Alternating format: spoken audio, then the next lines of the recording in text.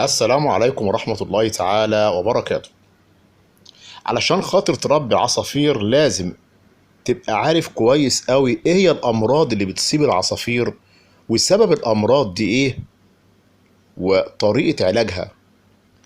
اهم الامراض اللي بتصيب العصافير كلها جميعا مرض الاسهال. هو ده المرض اللي بيقضي على العصفور في بالظبط من 3 إلى 4 ايام. ازاي؟ الاسهال الاول ناخد انواعه. في عندنا اسهال ابيض وفي اسهال اخضر. الاتنين دول بيقضوا على العصافير بسرعة جدا، بالذات الاسهال الابيض. تمام. الاسهال الاخضر بتشوفه بيبقى عالق في مؤخرة العصفور وباين قوي قدامك. ده بالنسبة للاسهال الاخضر. والاسهال الابيض بيبقى مش باين في المؤخرة، لازم انت تلاحظه كويس، وبيبقى موجود في الأرضية بتاعة العصافير. دايما تاخد بالك من الحتة دي كويس جدا. دايما تبص على الأرضية بتاعة القفص بتاعة العصافير. لقيت طيب أنا عند العصافير جالها الإسهال، أعمل إيه وأتصرف إزاي؟ طبعا أكيد حضرتك شفت فيديوهات كتير وعرفت إيه السبب. عرفت إن الأسباب بتكون من تقديم الخضروات بطريقة غلط. بطريقة غلط إزاي؟ إن أنت بتقدم خضروات كتير. يعني انت المفروض الاسبوع ده مثلا تقدم لهم الجرجير 3 مرات في الاسبوع، ويكون ورقتين 3. لا، انت قدمت مع الجرجير بقى، جيت تاني يوم رحت حاطط خس، جيت يوم كمان رحت حاطط خيار. هو بقى دوت اللي هيصيب العصافير بالاسهال. كتر الخضروات ليهم، وخاصة خلي بالكوا كويس جدا الخيار. الخيار لانه بيحتوي على ميه كتير، وهو اكتر الخضروات اللي بتجيب للعصافير اسهال بسرعه جدا. عن تجربه قبل كده انا قدمت العصافير جالهم اسهال وعالجت واتعالجوا الحمد لله. جه بعد كده هو قطعت خيار خالص، قدمت خيار تاني برضو مره كده، هي نص خياره برضو جالهم اسهال في ساعتها. يبقى خلي بالك جدا جدا من الخضروات، ما تقدمهاش بكتره العصافير. طيب، ايه تاني؟ الميه اللي مش نظيفه ديت. دايما لو الميه مش نظيفه دي على طول بيجيب اسهال.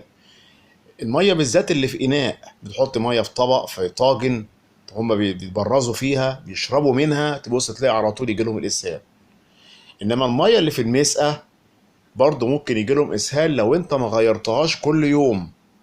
هتسيبها وتبص كده عليها من بره وتلاقي المسقه مليانه لغايه نصها، تقول اه عندهم ميه، وتكسل تغير لهم الميه. ده كده غلط.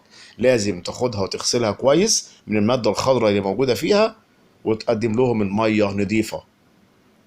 تمام. يبقى كده الميه والاكل والخضروات. تالت حاجه ودي اهم حاجه مهمه جدا، الارضيه بتاعت القفص دايما بيكون فيها فضلات الاكل. تبص تلاقوا هم بيقعدوا يلقطوا من الارضيه ديت، يكون في اكل مثلا بايت بقاله 3 4 ايام مكمكم ومعفن في الارضيه، بياكلوا منه يجي لهم الاسهال. طيب تعالى بقى يا باشا طريقه العلاج. طريقه العلاج انك هتمسك العصفور اللي تعبان وعيان واتاكدت ان هو عنده اسهال، تعمل ايه؟ عطشه جامد جدا 7 ساعات، سيبه من بالليل، شيل من قدام الميه، وتاني يوم الصبح على الساعه 10 ونص 11 حط له ميه فيها فلاجيل. تمام. طهر معدته الاول، بعد كده حط الدواء اللي انت شايفه ده اللي هو سيميكتا. ده ممتاز جدا جدا للاسهال ان شاء الله. هتحط نص معلقه صغيره من السيميكتا سائل هو ماشي، وتحطه في المسقه، وتسيبه وتوكل على الله، وهتلاقي العمليه تبقى زي الفل. تبعد عنه الخضروات اثناء ما بيكون عنده اسهال. والحاجه المهمه جدا، العصفور اللي عنده اسهال خده وايه واعزله وابعده بعيد. ما تخلوش مع العصافير عشان خاطر ما يعدوهمش، عشان خاطر هيتبرز في الارضيه، والارضيه هيبقى فيها ايه؟ سالمونيلا، والسالمونيلا ديت هي اللي اللي هتعدي بقيه العصافير. فانت ما تكسلش برضه وتسيب العصفور العيان معاهم، على طول شيله واعزله وابدا عالجه.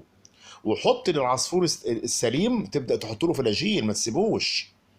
مش تقول ده سليم وخلاص، لا، تبدا تحط برضه في الميه فلاجيل. الفلاجيل ده مهم جدا، ولازم طول ما انت بتربي عندك عصافير يكون عندك فلاجيل في البيت.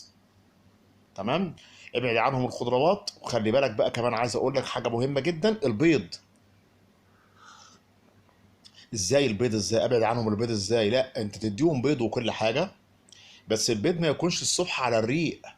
البيض على الريق كتير غلط.